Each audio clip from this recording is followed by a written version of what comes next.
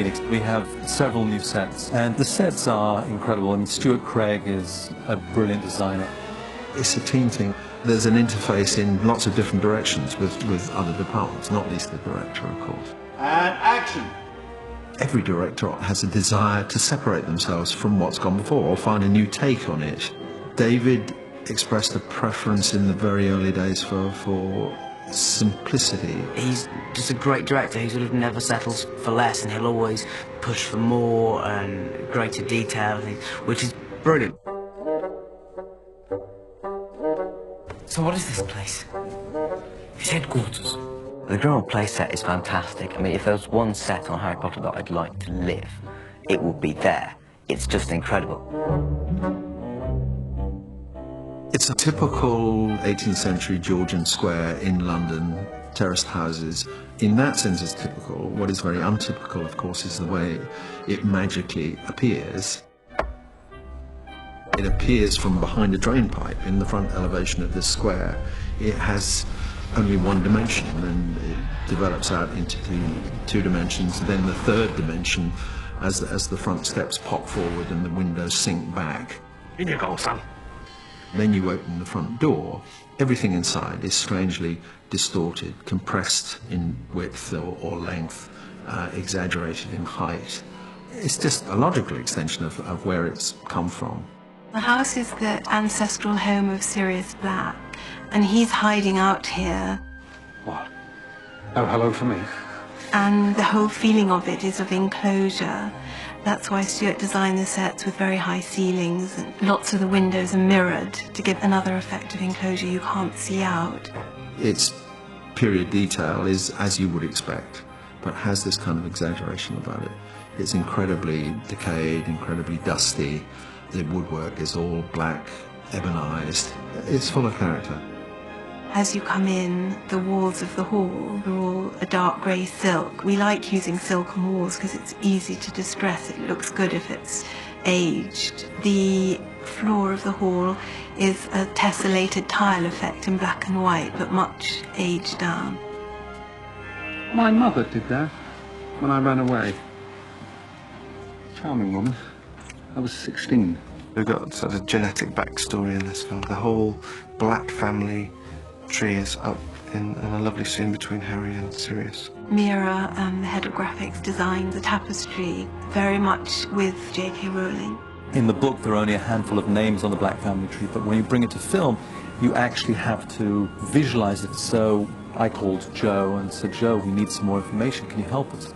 15 minutes later, she faxed down a copy of the Black family tree, which went back 4 or 5 generations, had 75, 100 names on it, and such is the depth of her knowledge that she's able to pull that out like that.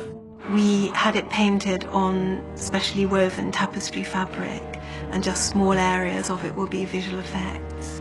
It's a very beautiful piece of work from the people who painted it, and the concept as well is beautifully done. What has the Ministry of Magic got against me?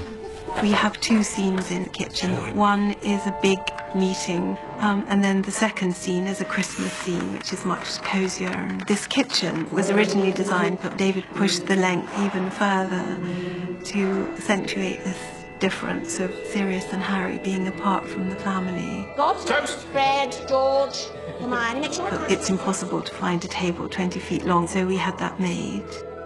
And the big dressers, one of them is filled with old silverware and pewter in a jumbled mess because the house is supposed to have been looked after by Creature, the house elf, who obviously is not at all able to do this. The 2 big dressers behind me with the china are one way of giving the feeling of an old ancestral home. Otherwise, sort of touches of wizardry like cauldrons hanging up from the ceiling.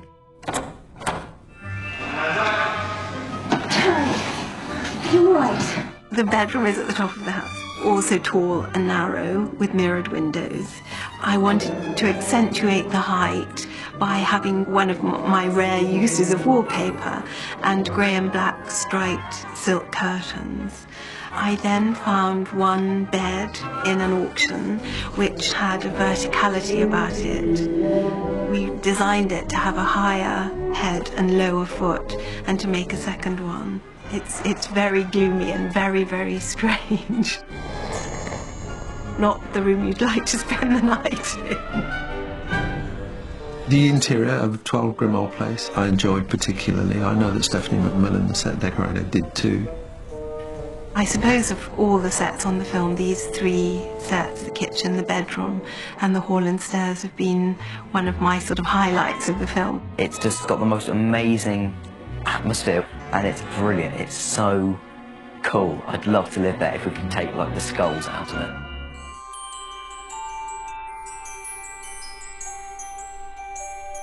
Good morning, children.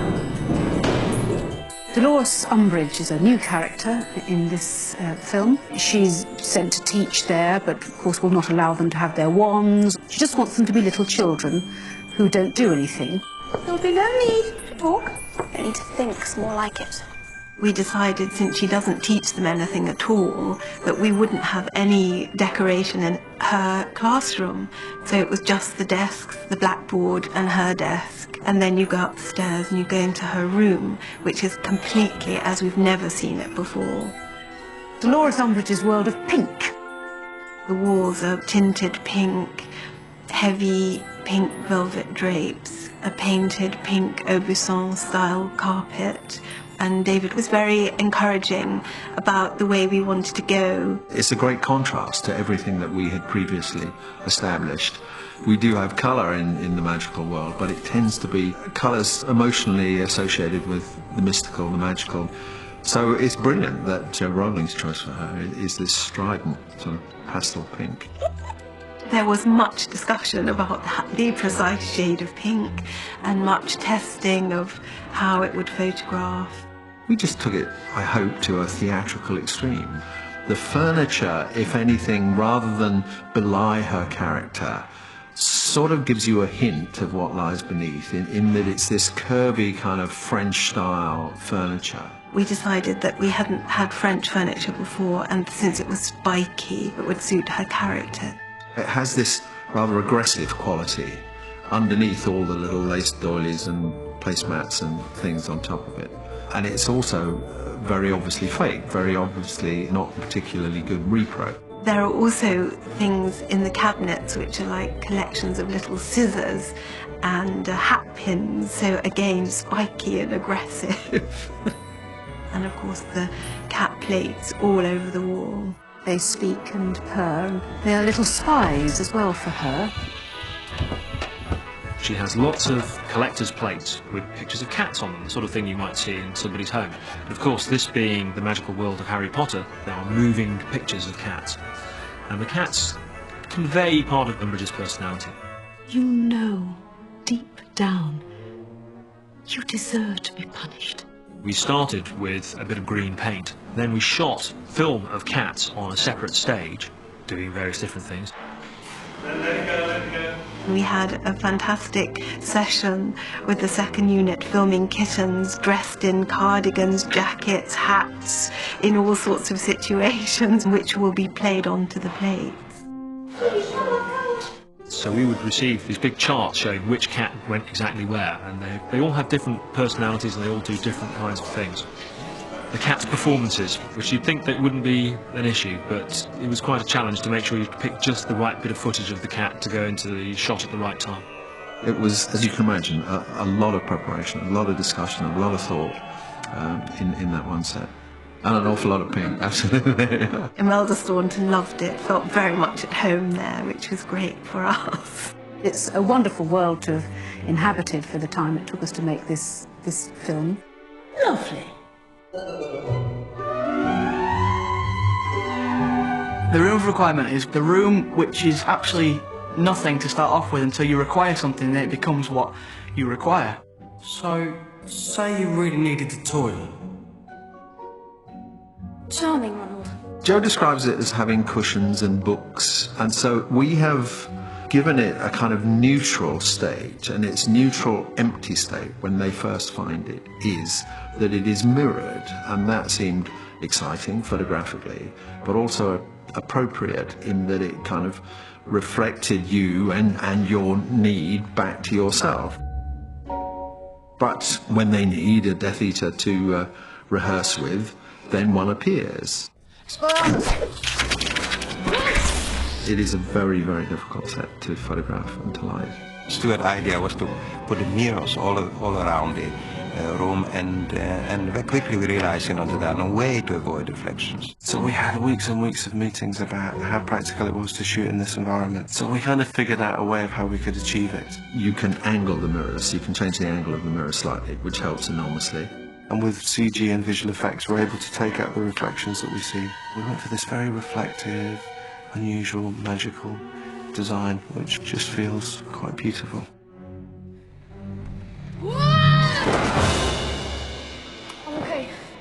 Okay. It was just stifling heat, and it was quite good though, because we were in there doing all this stuff that was supposed to be really physical, like we've been training and working for hours, which was great, because by the time they cut to us we were all out of breath and sweating anyway, so it sort of worked in me, and maybe it was intentional. It just looks like there should be a fight going on in there, some sort of underground fight club in Hogwarts. It's a really, really atmospheric set, and the lighting has to be perfect. We invented this underfloor lighting system with Slavomir, where he could actually light from underneath grills on the floor, and that lighting is not perceptible at all. It was for a time, in that it lit, in a rather unfortunate way, the soles of people's shoes. So we covered the soles of their shoes with black velvet. The only annoying thing is the floor is it's like a special material, so we keep having to wear these sort of blue shoe covers, and that was a bit of a hassle. So professional getting shoes on. Because every time you went in there, if you didn't have the things on your feet, you'd leave footmarks everywhere, and it wouldn't feel magical anymore. It just felt like you walked all over the floor. Next 3:38, take one. Okay, camera and action. The mirror was very tricky because we had to see the mirror on the wall in the unbroken stage. Then we had to see the mirror break but stay on the wall. Then we had to see the mirror fall off the wall on cue. And then we had to see the wall blow in with all the kids standing in front of it. And rather than use explosives in a situation like that, we use air mortars. Literally blow it out with high pressure compressed air. There's lots of little tricks to that. For instance, instead of using stone or plaster, we use cork because it's light enough not to hurt anybody, but it's heavy enough to fly through the air when you blow it up with air or explosive. And it looks real when it breaks. It looks exactly like stone would. The mirror was plexiglass. We had it laser cut to a predetermined break pattern.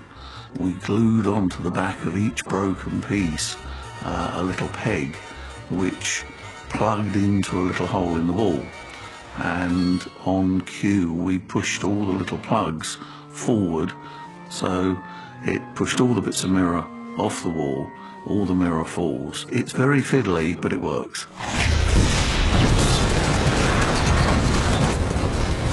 Anyone who's seen the film will agree they look so impressive. And it's a really cool sequence.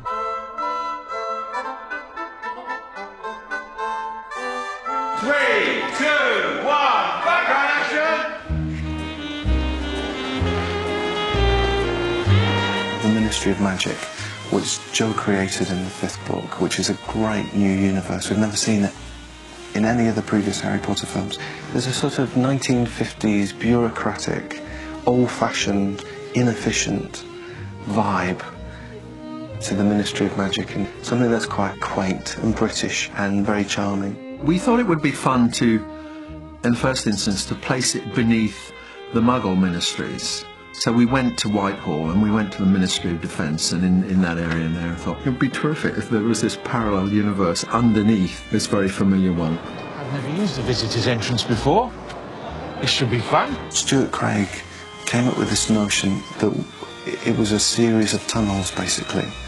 And because we both got intrigued by the underground system. We researched early underground stations, the Metropolitan line, the old Piccadilly line, and there are remnants of those early underground systems that still survive.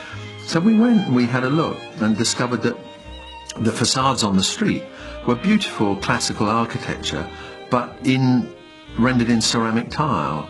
And then, you know, as we went inside, there were remnants also of this Victorian, or turn of the century anyway, ceramic tile, but all with this incredible classical decoration.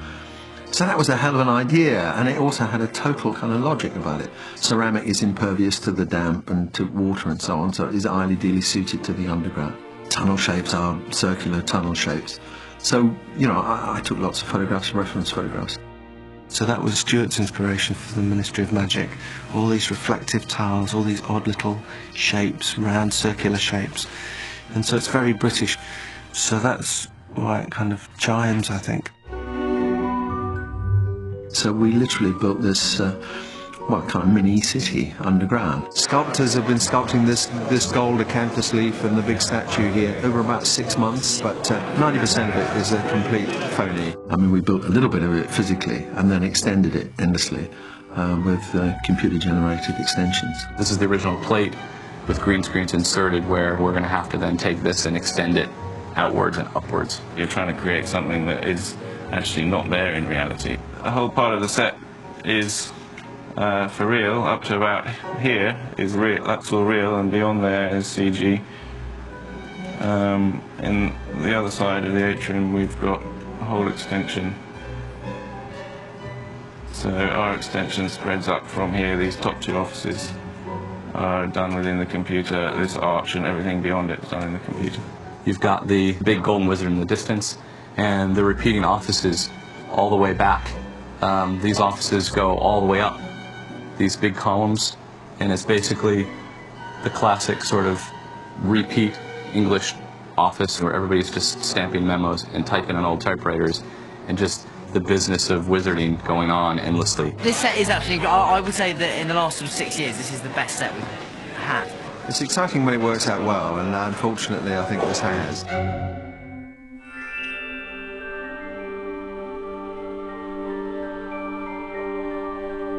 Hall of Prophecies is our first ever totally computer-generated set. We've been very dependent previously on very traditional theatrical set-building skills, and so it was quite a departure for us. Department of Mysteries. The Hall of Prophecy sequence was probably technically our most complex in the entire film.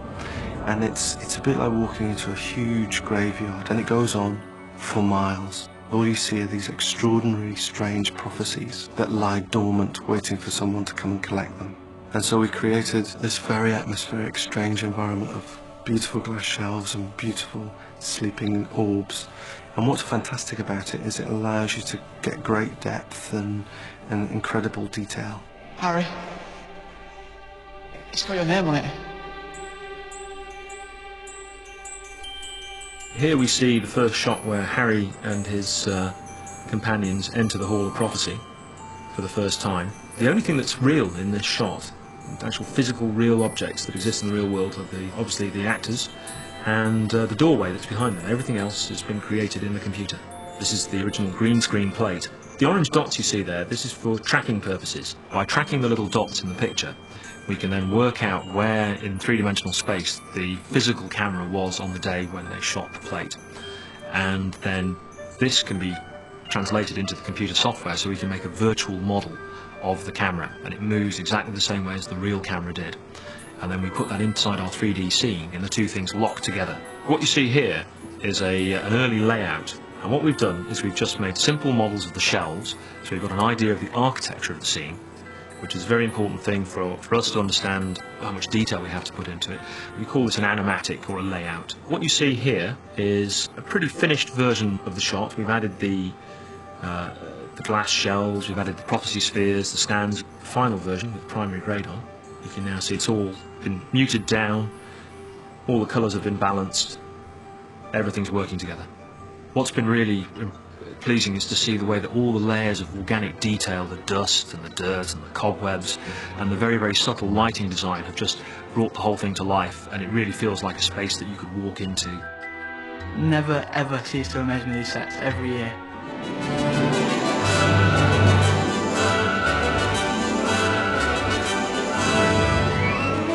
I'm always amazed by the skill and what they can achieve.